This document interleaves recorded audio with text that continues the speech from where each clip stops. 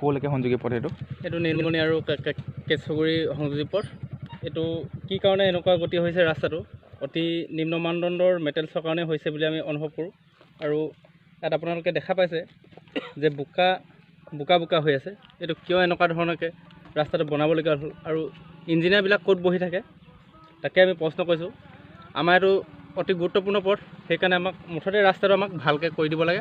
আমি সেইটো অনুৰোধ জনাইছোঁ। কিমান কিলোমিটাৰ হ'ব এইটো আপোনাৰ 6-7 কিলোমিটাৰমান হ'ব। কি কৈছে? ঠিকাদাৰ কোন আছিল? ঠিকাদাৰ নুমল শইকীয়া। আৰু এটা কথা, বিধায়ক বিমল বৰা ঘৰ পিছফালৰ বুলি ক'ব পাৰি এই আলিটো।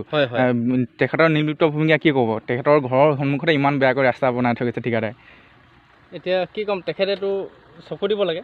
তেখেতৰ যেতিয়া নেকি তেওঁৰ পাছফালে পথ আৰু জানে তেওঁলোকৰ গাঁৱৰ মানুহবিলাকে এইটো ৰাস্তা অহা যোৱা কৰে, তেওঁ নিশ্চয় চকু দিব লাগিছিল বিধায়ক হিচাপে।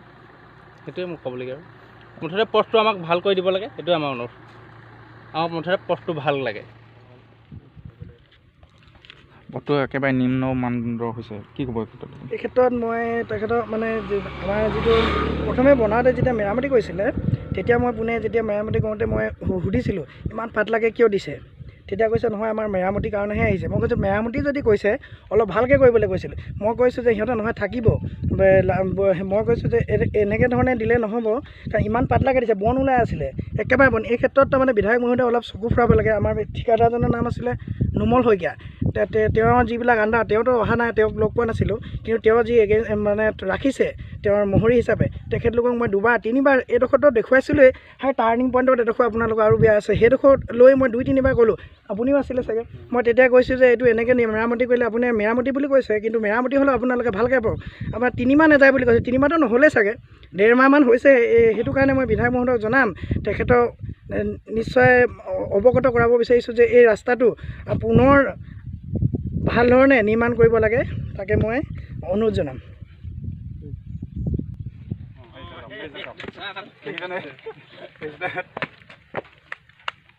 এইডোখৰ আৰু এইবাৰ ওলা গোটেই ৰাস্তাটো এৰি যাব, গোটেই ৰাস্তাটো এৰি যাব। ওপৰতে মাৰি দিছে ন, বোকাৰ ওপৰত মাৰিলে এইটো।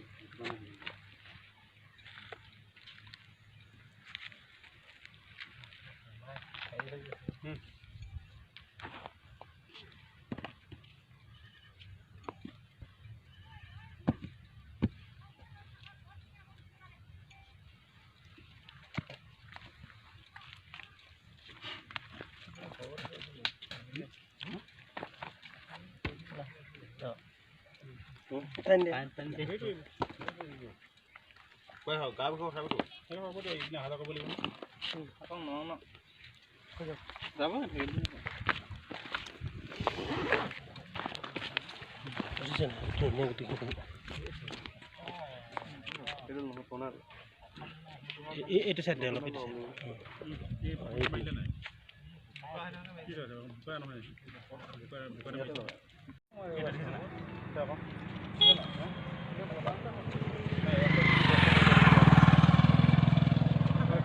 তেল যিটো মাৰিছে চব শুকাই আছে। গাড়ীটো আহিব, গাড়ী আহিব।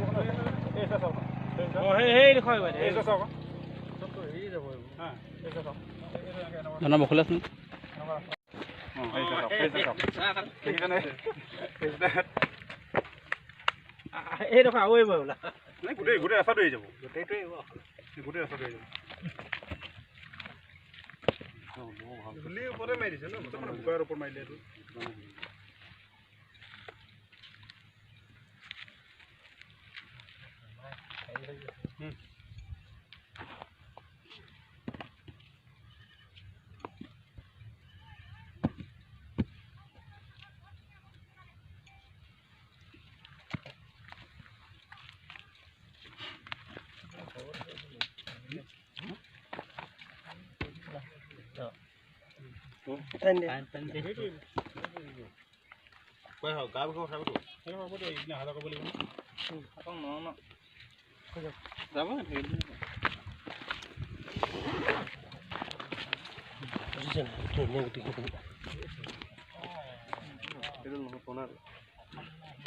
এইটো চাইড অলপ